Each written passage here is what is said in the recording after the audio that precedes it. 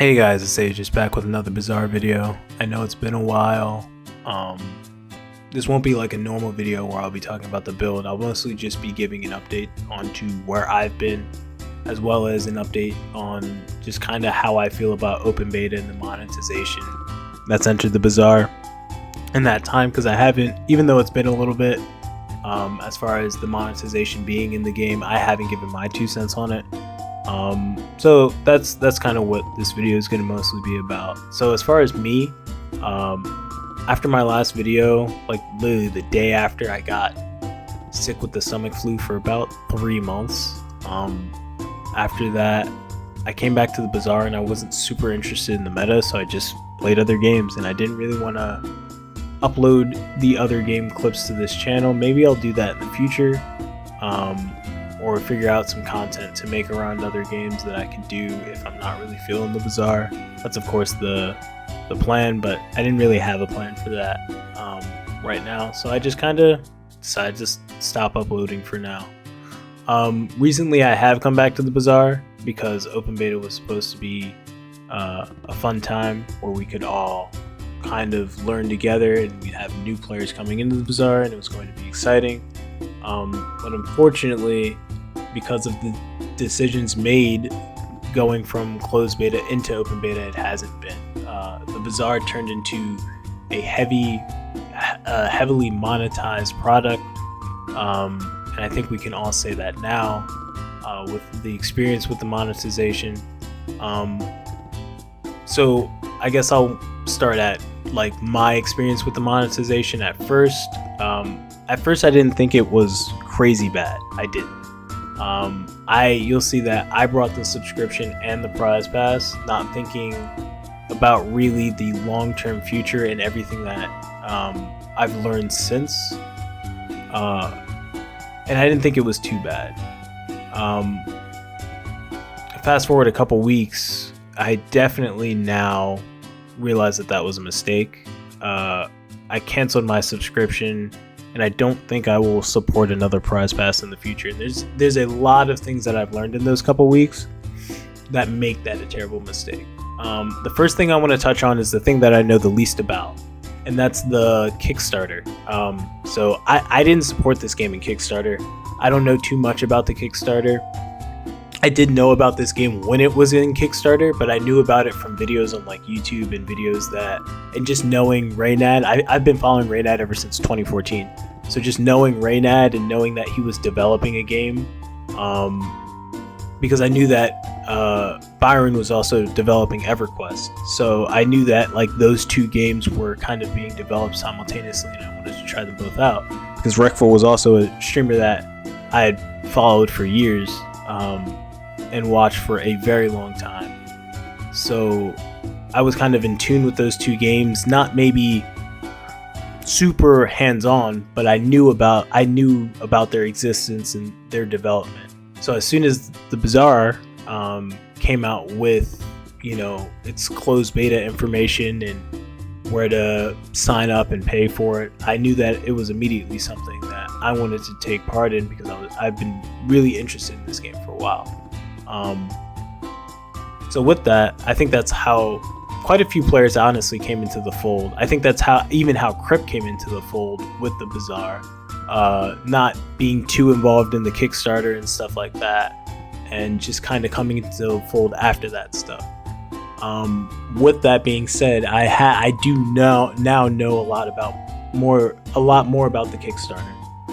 Even though it's not the most, and I do know a bit about the promises made there, and I think that it is an absolutely not only terrible look, but kind of appalling look to go against your original promises in the Kickstarter as soon as the game becomes free to play. It absolutely reeks greed.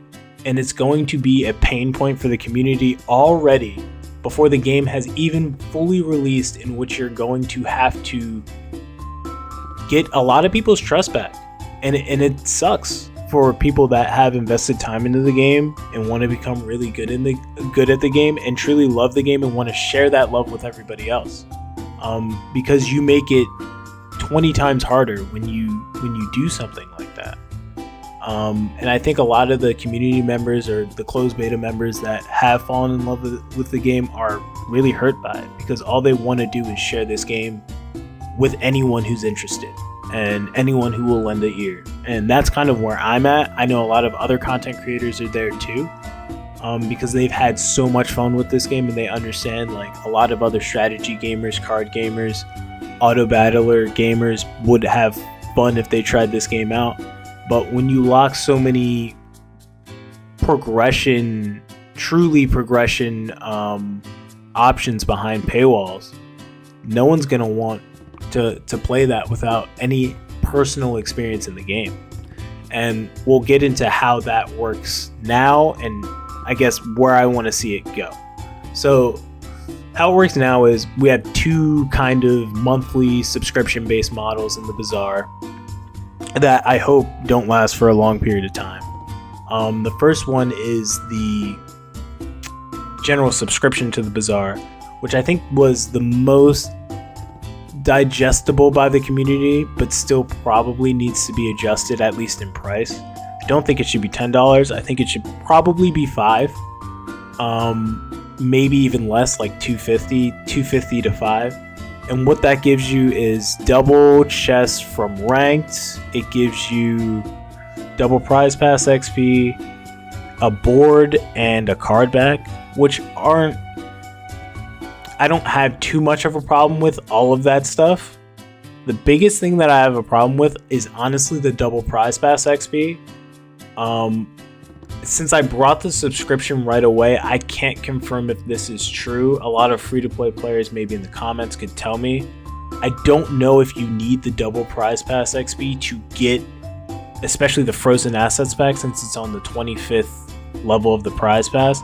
I don't know if you need the double prize pass XP to receive that in a decent amount of time before it hits the store for everyone else. And that's a scam within a scam if you do, because if you need the double prize pass XP to receive that in a decent time, or like if you don't have it, it hits like you know what I mean? You do all your missions and it hits the store like a week after you get it. That's also like a shitty trade-off, because that means you brought the prize pass, but since you didn't buy your subscription, you don't get to play with the pack that you technically paid for earlier than everyone else. So you don't even get to, it's kind of pay to lose at that point. With that, we can get into the prize pass, and that I think is the worst part of everything. So the prize pass is the thing that goes directly against the Kickstarter. It's what locks the cards behind a paywall. And personally, out of protest, I'm not playing with any of the expansion cards. I haven't been my entire run to top 600. I haven't played with any of the expansion cards. I do think that they are very good. I do think that they weren't a problem. I don't think that they are pay to win right now. However, with future expansion packs released for future heroes, if it's locked behind that paywall for a month, it can definitely lead to some pay to win builds. And there are pay to win builds with these expansion packs, but they also lose. The only one that I haven't seen lose too much is a really well put together frozen assets build. That one is kind of like, yeah, still kind of pay to win, even with the nerfs. You can definitely put frozen assets together well enough so that you freeze out your enemy for a long period of time and they can't do too much to it. And that right there is the precursor to the problem, because all you need is a slightly stronger pack than that to truly take that narrative to the next level of the Bazaar being pay to win. So I think that expansion packs need to be immediately reworked. I gotta be honest, they're either gonna have to give them out for gems or for free at this point, I feel. Mostly because of that Kickstarter promise. If you wanted to charge for cards, you should have said that. And that's kind of the business that I'm gonna stand on. 100%. If you promised in Kickstarter that you're not going to charge for cards, then you can't charge for cards. And that's unfortunate. You're going to have to figure out another way to monetize the Bazaar. Other than that, I'd like to see ranked tickets return to normal play, as well as the free ranked run that free-to-play players can get every day from ranked return. I think that there's going to be a lot of people that really want to try this game out free-to-play, and they're not going to have the opportunity to do that if they don't have some of the farming options that closed beta players had. For example, I was able to farm out over 100 tickets in closed beta, and I never spent on a single thing. I think that if you're good enough at the game, that should be an option for you. As a free-to-play player, you should be able to spend all day in normals farming out ranked tickets and be able to play your free ranked game a day and learn a lot about the Bazaar. That was one of the best parts about the closed beta, is it never felt like a waste of time playing normal play or ranked play, because you always got something from it. Not getting anything from normal play feels like it's a cheat, and I think after everything that's happened, I was considered tossing in my head maybe you could give players prizes, a little bit less than a ranked ticket, maybe half of a ranked ticket or something like that. But I think considering everything that's happened, I think the free-to-play players that are still down to try out the Bazaar and play with the Bazaar, they deserve to play the closed beta model and get that free ranked run every day and be able to farm those free ranked tickets for a little bit at the very least before we consider possible new rewards in the future if that becomes too much of a farming tool. But I do think that that is owed to the current closed beta community or open beta community, especially the free-to-play players that have decided to stick around. All in all, I personally love this game, but I cannot recommend anyone that wants to play this game free-to-play to play this game right now. I think it's in a completely terrible place for free-to-play players, and I do think that, or at least I'm hoping that, it gets to a better place soon. I think that if it doesn't, it's going to be a big problem for Tempo Storm, a big problem for, Reynad's baby, as this game has been claimed. And it's going to be unfortunate because it's an extremely good game, and I don't want it to see it fall by the wayside because of terrible company decisions, as well as terrible responses to the community. I didn't get too much into that, but I do know about the Discord spats that Reynad had with the community, and that's also an awful thing that you should never do as a company man. I understand that you used to be a streamer and this is kind of the realm that you dwelled in, but you're running your company and you're selling a product here. There's a different tone that you have to come to your customers with rather than a viewer on Twitch. And I think that a lot of these things Reynad has to learn. As much as he's gotten wiser, he has to continue to grow, as we all do. You never grow too wise to ever be too wise to learn.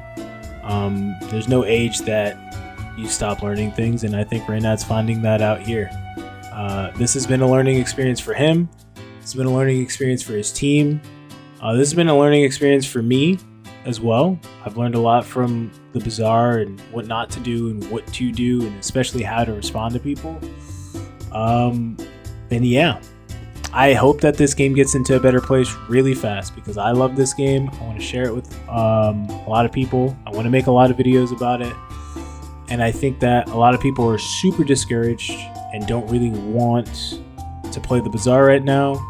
And I can't blame them, especially if you want to be a free-to-play player. I can't even recommend the game to you, even though I love the game right now. So it sucks.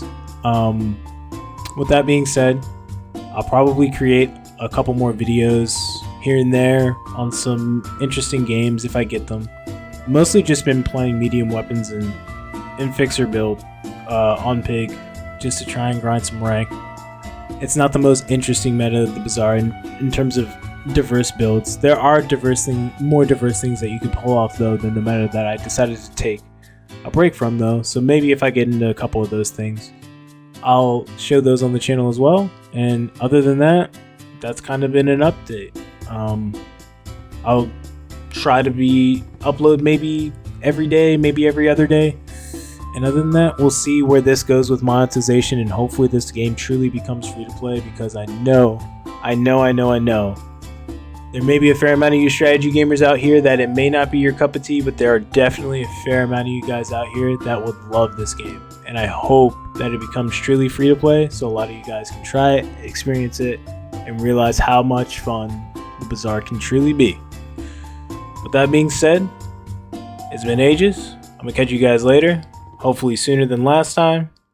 Peace.